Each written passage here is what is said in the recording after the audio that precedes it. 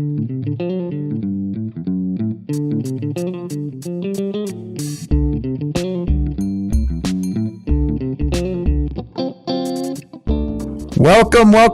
to the How Does That Happen podcast. I'm your host, Mark Yaffe. How Does That Happen is a podcast about unusual record holders, wannabe record holders, and should-be record holders. I'm here live in Reno at the Easy 104 studios, and my co-host, producer, man of the hour, Mr. Dave Mancarelli. You know, we have to boost Dave's low self-esteem. That's right. And we have to make a quick pitch. Dave also his own podcast host, yes. Mind Mancarelli, available on Podbean. It's on Podbean, yeah. It's on my website, which davemancarelli.com. Did you pay the bill this month? You good with that? Or is it the That's, Wix free one? I have to put all those extra. My wife handles all that stuff, and it's me talking to comedians and writers and musicians and artists basically about their depression or anxiety or mental health issues or addiction issues. So it's really uplifting. Well, let's hope that Dante doesn't qualify after having to go through this interview with us. Dante's a straight arrow. He's got everything together. We're very excited to have another. This is a multi-record holder. Yeah. I believe I know of two, and he may be sharing some more with us. Veteran comedian, awesome headliner, tours nationally, internationally, and holds the record among living comedians as the most. Perform for the most troops overseas. Overseas for Armed Forces Entertainment, USO. Please welcome to the show, comedian Dante. Hi, you guys. Hi. One of the guys, when I was new, running Catch a Rising Star here in Reno, and I was nervous, and I was doing 20-minute sets every night and stuff. You're still nervous. I'm still nervous, but Dante and you're down to 18 minutes. So nice to me. Yeah, I cut it as short as I can. If I could, last time I was closing a show, they're like, there's only 7 people. Do you want to cut your set short? I was like, can I do 7? And they're like, got to do 35. But no, Dante was very good to me. Very treated me like a peer, and was you were really good to me, man. I'll never forget that. I appreciate that. Why are comics shitty? And oh no, am I not allowed to say that? No, yes, absolutely, you could say that. You're allowed to speak the truth. Despite the fact he is a record holder, but probably when you do what this guy's done, and I've been fortunate enough to do some overseas tours. Yeah. I'm only a couple hundred behind him, I believe.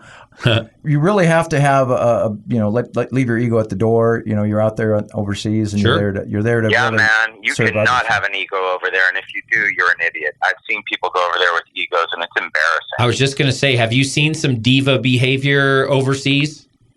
Yeah, and I just, I won't name names. Sure, but, that's not what this is all about. But I went with some people where I wasn't just embarrassed by their behavior in front of our troops. I was even embarrassed to be in foreign countries with them. Right. They were just not good people, and they acted like divas. And I thought, why are you really here? Because all I want to do is please these people who are working day and night for us, who miss their families. Yeah. And that's all I want to do. Even if that just means coming over to their room and hanging out and having a beer or something. I'm good with that. And it's not about, comedy is, I had to learn this, but it's not about you, right? You're there to entertain the audience. And that's tenfold when you're overseas doing it for our troops, like you said, who are away from their families, or eating beans out of a fucking can every day and sleeping in 800-degree heat, right? It's so much less about you. You summed it up perfect, Dave, because it really is, you are dead on, man, because those guys, they're the best audience, too. I mean, absolutely. You guys have performed to the troops. No one is more loving, giving, respectful. They're so happy that you've come over there and to do this for them. They're super appreciative of it, right? That's what Mark has said to me. Oh, yeah, man. And they get so little entertainment that I promise you they remember me more than almost anyone because, they're always telling me, I saw you here, I saw you there, I saw you in this, country. Because they get so little entertainment that's all they'll ever see, maybe, by that point in their life because they've been serving our military. They're not going to comedy clubs or college or, not right now. And especially you. I mean, I've worked with you several times, and I always watch you make it a huge point to engage with the audience after the show. So I'm sure you're doing that even more when you're on a military base overseas. I mean, I watch you make sure that everybody wants to talk to you or take a picture gets to do that. And, you don't just stand in there and take a picture. I was like, what's your name? Where are you from? What are you doing here? Like, you're very engaging. And so I'm sure you take that up a few notches when you're over there. Sure, man. And here's the other thing I want to make a point of, and you guys said it at the beginning, and I want to correct it. I don't think that this is just for our overseas troops. I look at it as all troops, you know. Good point. I spend a lot of time going through California and Texas and wherever there's bases and performing here too. And those guys, you have to remember, are just as appreciative. Absolutely. Right. They don't necessarily want to be at 29 Palms in the hottest part of California. Fort Irwin,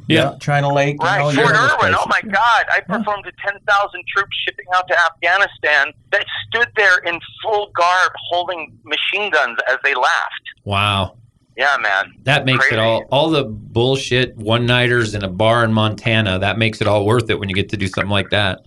Sure did, man. And I brought a whole bunch of people that day because when they told me everyone there was shipping off, I thought, that's 10,000 of our troops going out to war. The odds are not everyone is coming back. Yep. Some of those, yep. So I made sure that we brought a whole bunch of people with us the troops loved. I brought a burlesque troupe that basically volunteered their time and went up there and just killed. And then Rebecca went up, my fiance Rebecca Cochin, killed. I went up, killed. They gave us awards. It was one of the best times I've ever had. It's so funny you brought up Fort Irwin because if people don't know bases, you don't ever want to go to Fort Irwin. Like you said, that's where they simulate training for Iraq and Afghanistan, so that'll give everyone a little idea of what the conditions are there. Yeah. So we go back up with a little bit. I went off on a rant. Sorry. Say no. There's no rant. There's no rants here. All valid, good info. So just to back up on your comedy history prior to starting your overseas adventures, what year did you get into comedy, and what was the route to the stage for Dante? So when I was a little kid, I always loved stand-up, always. Like, that was my goal in life, to be a stand-up comic. And when I was about 7 years old, me and my best friend, Jared McQuarrie, who actually performed with me for the first time in whatever it had been, 30 years. He performed with me at Catch a Rising Star, which is now the Laugh Factory. And it might have even been when you were there, Dave. I don't know when it was. But he and I were 7. We grew up on a military base called China Lake. It's a Navy base and Marine base out in the middle of nowhere, California. And it was pretty secretive. Not a lot of people could come on or off. So we chased lizards and whatever. But he and I were really into stand-up, and we decided after seeing a USO show that we wanted to be stand-up comics. So we put together a routine and performed all the schools in the town outside of our base and at our own school. And I got the bug, but I lived in, a Navy base. So when I was about 12, my parents moved me to San Diego, and they had the Comedy Store, and I called and they said, you have to be 21. So I didn't even think about it. But then when I was in high school, I think I had just turned 15 or 16. It was 1986. So maybe I just turned 16. So me and my friend, his name was Gerald Wolf. We became Dante and the Wolf comedy team. We decided to give it a try, and we drove up to LA and performed our first night at the Improv. So you were doing a duo act like Sklar Brothers or Smothers Brothers or Yeah, exactly. Awesome. Yeah, a duo team act. And we went up on our first night at the Improv, and the host was a guy named Jimmy Brogan. You guys must know. Oh, him, sure, right? yeah.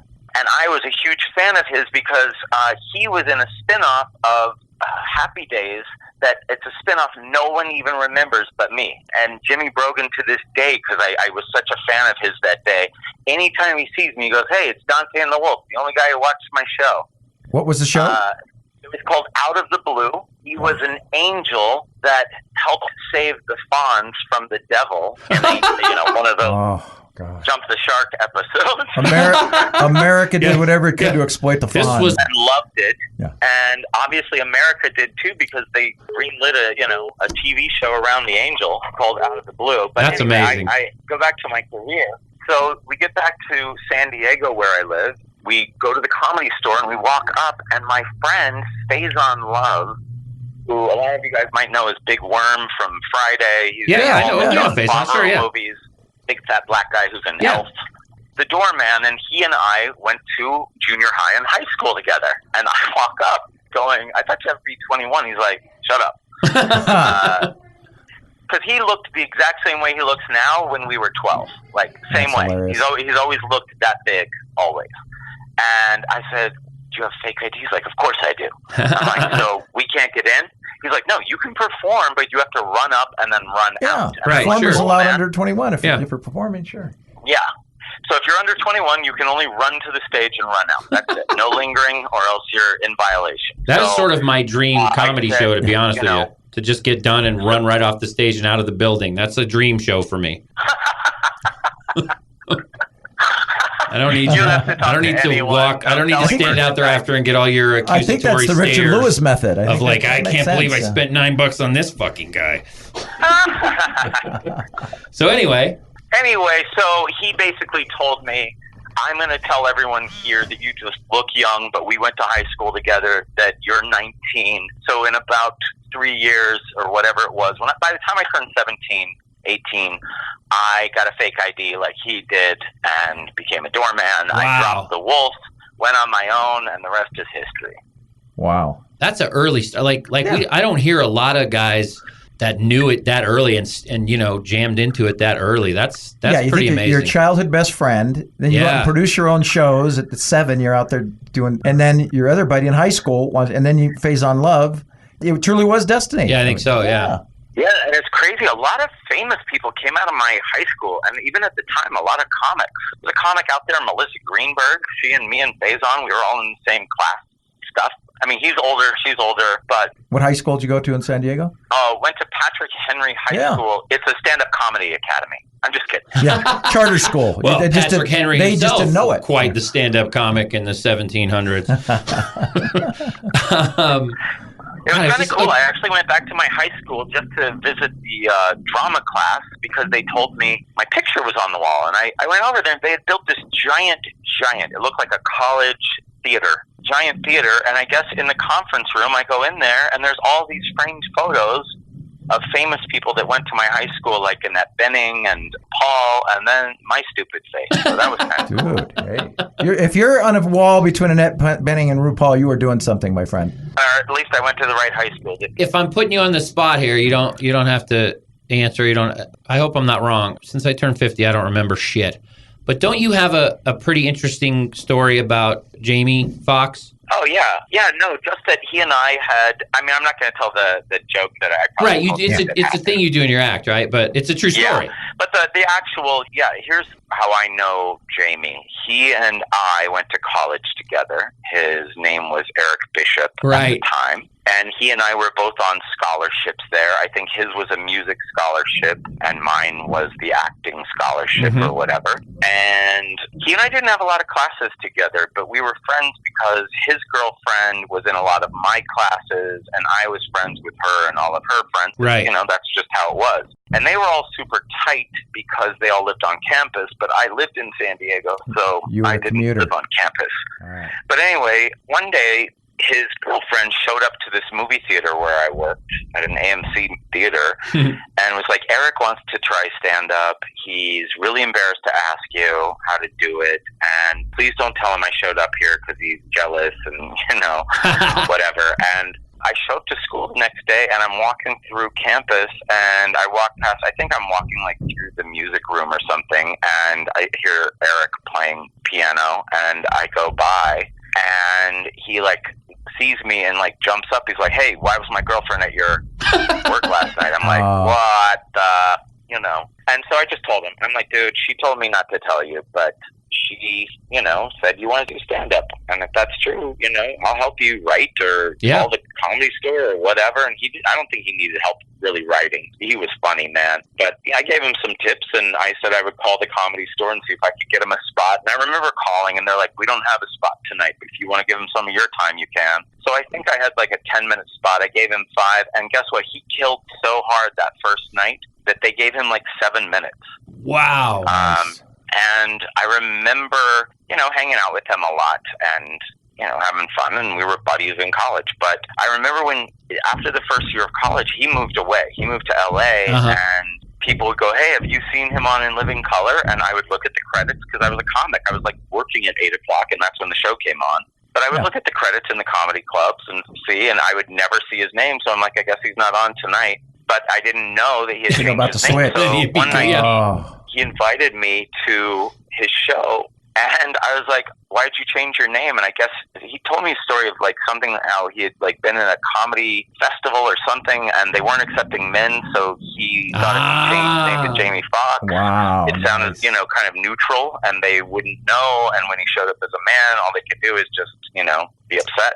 So he got in, and I think he won the festival or whatever it was, and decided to keep his name like that. So how quick out of, not to divert from your story, but how quick out of the college when you knew him till in Living Color? Was this a matter of just months, years? I think it was a matter of a year. I remember it being the very next year, I swear. That is some meteoric shit right there, He got into that contest, won it. The guys saw him there from that and put him on the show. So, dude, you kind of went over it, glossed it quickly, but let me just say to anybody that's listening to this that doesn't know comedy, comedians know, they heard it. But if you're not a comedian, you might not have, because Dante, you just glossed over it real quick. You gave him 5 minutes of your time at the Comedy Store when you were new and trying to make a name for yourself. No, you would never pat yourself on the back for it, but that's a good way to describe you to your and the way you character. were with me and stuff, that generosity of spirit, because fuck, dude, come on. So many new comics that are going to try to make a name for themselves aren't going to give, and he's not your good friend. He's sort of an acquaintance. He's sort of a friend of a friend, and you still go, yeah, I'll give him 5 minutes of my time. That speaks volumes about you. And you didn't know. I mean, you knew he was funny, but we know there's some funny people on the street that don't always put it together on stage. It doesn't translate, and he could have gone up there and bombed and made you look bad, but you took that chance, and obviously it paid off. Wow, thanks you guys. That was really nice, because none of that was the point of the story. No, that's the thing is you don't even think about that as something that's out of the norm or that's a kind thing. That's just how you are and how you act. So when you say that, like, oh, I gave him 5 minutes of my time, you say it like, I just, But I mean, I hear that, and I worked a long time managing Catch, and I saw a lot of people that were, not nice. I shouldn't say that, not a lot. I saw some people that were not nice, and that's so weird, isn't it? It is weird. Like the only time I ever see it, I guess, is when I work with other headliners. Because the guys coming up that are openers and features, they'll never act like that until they, possibly get to headliner status. Yeah, because they won't get to headliner status if they act like that. But I see so many guys, and I go, what happened to you, man, that you're so, concerned about, Okay, unbelievable. I got a few questions. I got to go back real quick to you. Now, you said your buddy was your 7-year-old buddy, your childhood friend, Jeremy? Jared, yeah. Jared. So you worked together 30 years later. Did he just pick up comedy again, or what happened? No, not at all. Here's what happened. He and I had seen this USO show where an improv group came, and they did this bit about being a television, and they were going through television shows. Each person would like flip around, and it's like flipping the channel. So we had sort of bit off of that and made this thing that, he and I, 30 years later, every once in a while, will, see if we even know it anymore. And I don't think we know past the first 2 jokes, but he came out to watch me. He surprised me. And I said, will you come up here? Do you remember our bit at all? And I kind of whispered in his ear, and he nodded. And we did our joke, and people laughed and thought it was funny. And we did the second joke. They laughed and thought it was funny. And so I turned and said, give him a big round of applause. And that was it. Yeah, I didn't even know he was coming to the show. Super cool. So obviously you had that background around the military base. You speak glowingly of your late father, and that I know he was a former military person. How much of an influence did that have on your whole foray into the military gigs? It had everything to do with it. I was proud to grow up on a military base, and I was growing up there. I was a child of the 70s, so we were getting all of these Vietnam vets coming back and not coming back, and coming back even, as far as the 80s as, POWs that were just getting back. Mm. And so we were very American there. I mean, this was a nice base. This base it's not like back then we have this turmoil like we have now in the country where if you're a Republican or you're a Democrat, you're a gang that hates the other one. I still don't believe in that, because even my parents, my dad was a Republican, my mom was a Democrat, but my dad would switch back and forth. If he didn't like the Republican and liked the Democrat better, he would vote that way, and he voted for every living president in his lifetime. He's a practical guy. Yeah. Yeah, practical guy. He picked the one he liked the most, even though he would register Republican and vote Republican and everything else and make my mom so mad. And but this guy was a good guy. He was just a good man. He did what he did. And during the Korean War, he was Air Force. But then when he moved back to the U.S., he found a job at this Navy base and never left. And it turned into a pretty cool job. He went from driving explosive trucks to becoming the main, I don't want to say PR guy, but he's the front man. So anytime astronauts or President Kennedy or anyone, he was always that face of their trip. Wow. So he was the one. Yeah. And they, that base had everybody there because they would do moon landing stuff and presidents. And so I have all So these you got to meet all photos. sorts of Luminaries. dignitaries and luminaries. Yeah. I mean, he sure did. I had people, the nice thing was our house was the only house that they could build onto. Every captain would say, we need it bigger for bigger parties.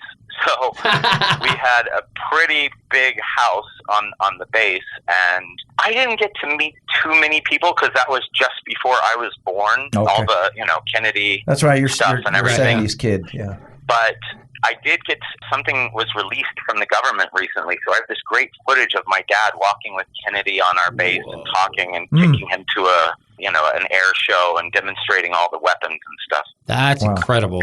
Well, obviously he had an ease in front of the microphone and the camera that was passed on to you. That's a pretty awesome. How old were you, Dante, the first time you went overseas and performed? I started going right away.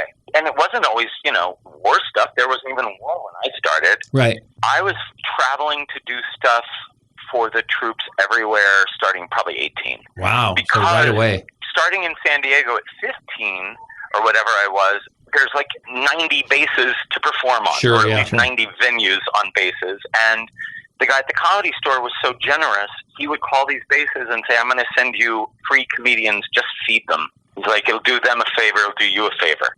And so we would go out there to different bases every week. We were on different bases throughout San Diego performing for the troops for free, but sitting there and having food with them. And then that sort of led to our fame on these bases. And San Diego is where if you want to work for the military, it doesn't matter. You're going to have to go through someone in San Diego. Okay. Right. Everybody's got a big spot down there, right? What year was your first overseas gig? You remember that? I don't. It was probably around 1991. So I remember early on. getting a lot of, I was probably just turned 21. And it was because I was starting to get really famous on BET at the time. And I was being sent out on a lot of, this is interesting, I don't even know if people know this, there are black comedy tours that go around to military bases as well. So you found yourself on more of the black tours, right? Oh, yeah. Throughout the 90s, after my debut on BET in 91 as the first white comic, I blew up. And another record for the How Does That Happen podcast, obviously. Yeah. Congratulations. What's your BET-related record? Tell us. So the BET one is, I hold the record for winning the most BET comedy awards. Now, how does that happen? At one of the first BET awards that they ever did back in, I don't remember, 98 maybe, 95, I have no idea. I had become so famous on BET for almost a decade at that point that they had this award show. Oh, no, it was actually much earlier than that. Sorry, that's something else. Yeah, right away, I won all the awards their very first year, in my debut year. And they even offered me hosting stuff later and asked if I wanted to host. And I asked all my black friends that were comics, and they're like, dude, you can't. It was also a different vibe in the 90s, If this was now, I don't think it would be as weird. But back then, it's like, white hosts were everywhere, and black people weren't hosting anything. Yeah, we finally got our thing. They had Showtime at the Apollo and BET. Right. That was it. Yep. Yeah. That was pre-Russell Simmons, pre-Def Comedy. Yeah. Yeah. Yeah, I couldn't do it, but and then they said, well, we're probably going to give it to Gary Owens, who's this other white guy. I'm like, well, do what you need to do. Huh. See, and again, he did fine. Well, it speaks again to what kind of dude you are. Like instead of just taking the gig and taking the money and taking the, the prestige, you go, let me ask if this is the right thing to do, because you care about doing the right thing. Thanks, man. I mean, I actually really do care about I don't know who the fuck you think you are. But making us all look bad with these morally sound decisions. You and your moral compass, you bastard. So were you, did you get over to the Middle East during the first Gulf War at all? Or was that part of your... No, man. You know what? Honestly, my mom was like, you can't.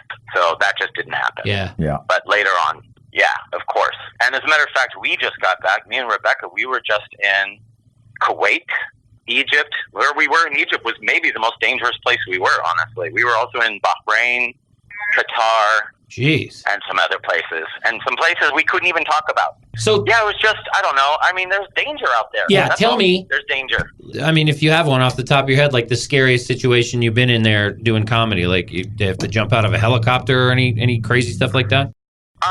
We've heard fire before. Oh, man.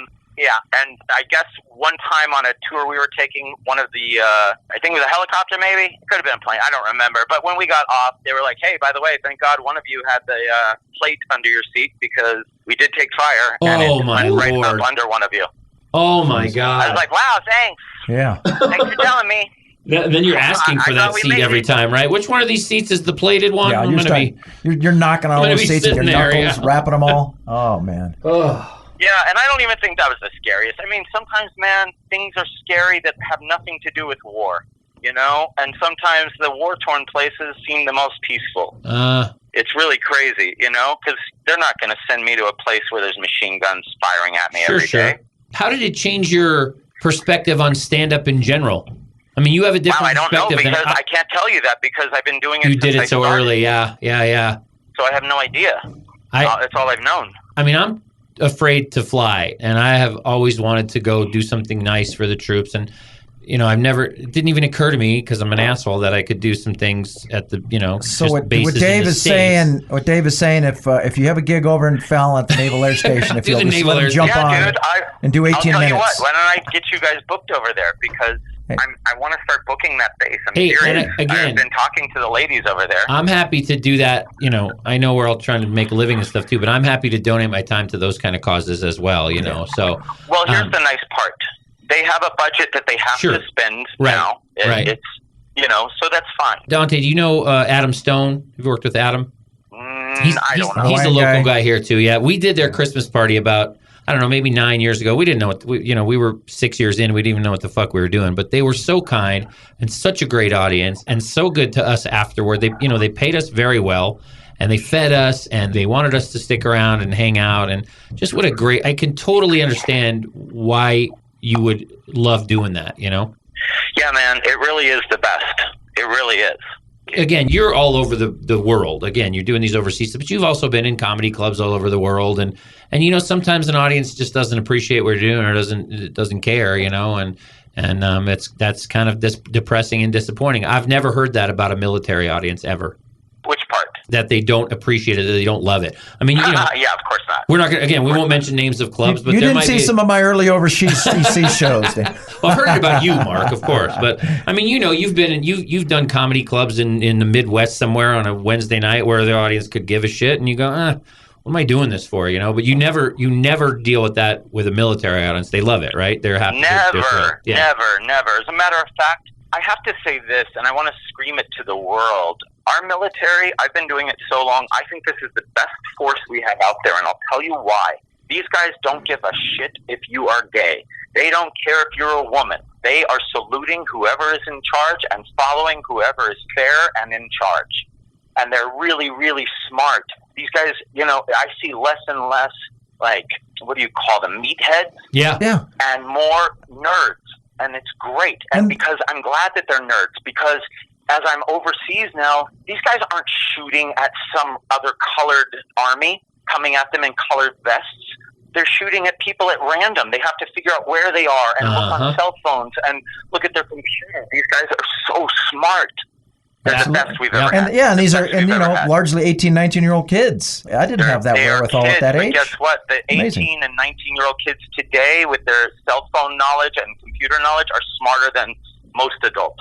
Oh, yeah. I would agree 1,000,000%. Yeah, I do get, and sometimes I'm guilty of that. I just kind of cat bash millennials a bit. But, when you, like you said, if you really want to get a good look at some of the best people of that generation, if you ever get a chance, if you're a comedian, you can ever go overseas or do a domestic base. Or if you're just a civilian and you ever have a chance to volunteer to do something for USO or whatever, just take that opportunity, because I think it would really, I think if everyone had that chance, we'd have a lot better perspective on ourselves and on our Yeah, country at and large. let me say one more thing. I was just in the Middle East, and I have to say, I am sitting here pouring myself pineapple juice.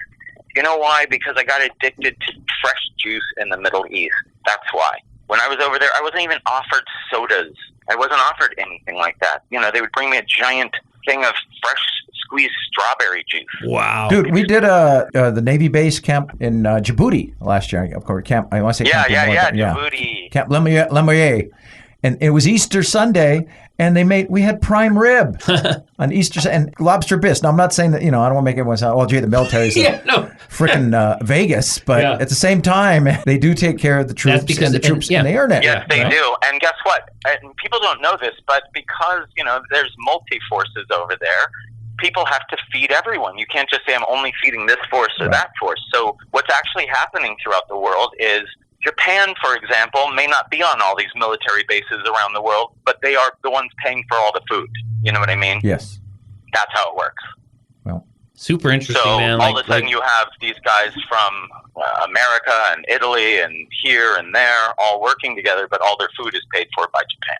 And they eat well. Yeah. Like, there is so much good food on those bases. Like, I was eating shrimp, everything, steaks, hamburgers, everything. I'm still so impressed by you guys that do that. Mark's been over there, and a couple of my other friends have done these overseas things, and I'm just so, even if I wasn't afraid to fly, I don't know if I would have the guts to even just try to survive in a different culture, in a different setting without the creature comforts and stuff. So I'm just so impressed by that. Dude, thank you for taking the time to tell us about it. Awesome. Thanks, you guys, and thanks for being so nice to me.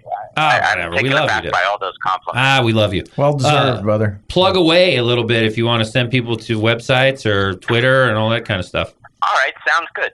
So, everybody, my website is comicdante.com. That's DANTE.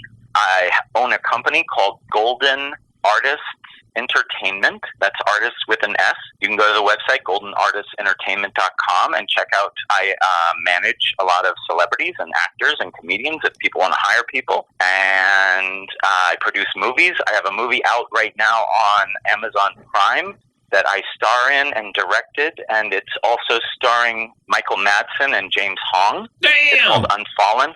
Yeah. Now, does Willow have a cameo in this one? Your daughter? Does who? Does your daughter have a cameo in this one? Yes, she does. Yes, she does. That's awesome. I just finished Goliath on Amazon plays, Prime. James Hong's assistant. I just finished Goliath on Amazon Prime. So I guess up next, what's the name of that movie? It's called Unfallen. I'll have to watch that tonight. There you go. Yeah, man. We didn't have a huge budget, Whatever. but it's for what we had, I think it turned out fine. Excellent. Do you guys even know who James Hong is? That is, I think I know. All right, I do an impression of him, and you'll recognize it as soon as I do it. I think I'm the only person who does it. I even had to dub him partially in the movie. But he's the Asian guy who has been in everything since the 70s. He's the bad guy he's kind of got the big eyes, right? Yeah. And he talks like, do the impression, and Mark will know who it is. Go ahead. You know that guy? Yeah. I want to hear the real impression, not Dave's. Yeah, don't. Do it again. Wait, I was talking. Do it again. You want to meet the golden child? Of course I know that guy. Here and make noodles like the rest of your family.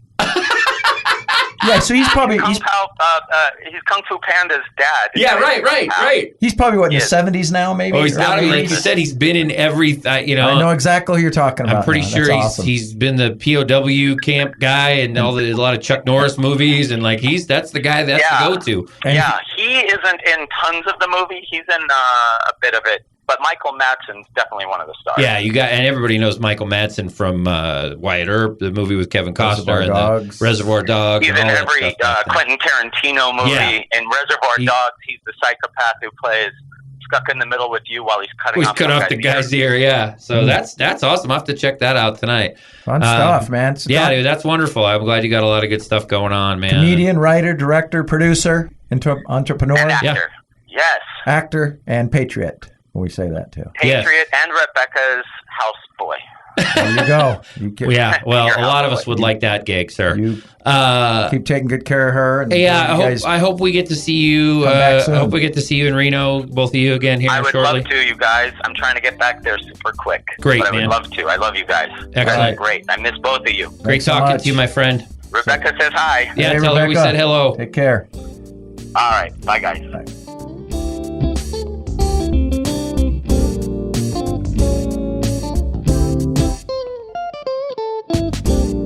So thanks for joining us again on another episode of How Does That Happen from the Easy 104 Studios in Reno. I'm Mark Yaffe. Plug your stuff, Mark, before you go. Where can people find out about you? Laughwithmark.com, Mark with the C, laugh spelled out, Laugh, with mark.com. And if you're like a corporate type and you got a company or a tribe that needs an event, the button down website is bookmark.now.com. That's where you can see all the things that Mark is capable of. Mark can do a G-rated corporate event for you, or a PG-13 or R. I don't know if you go X, do you? I'm not good on the If Mark has to do an X-rated show, I might be like 1.5X. I don't think I can do a triple X. A Mark X-rated show is going to be his R show, but he won't wear pants. So that's not the kind of X you're looking for. And Dave, please let us know. It's just DaveMencarelli.com if anybody cares, and that's M-E-N. We all care, Dave. MENCARELLI. That's my website, and that leads to all of my places where I crave attention on social media. So. And catch him soon at a comedy club near you. Maybe not. I might, by the time this airs, I could have quit again. Mark, honestly, dude, I enjoy doing this so much. Thanks for letting me be on it, man. Thanks for always doing a great job.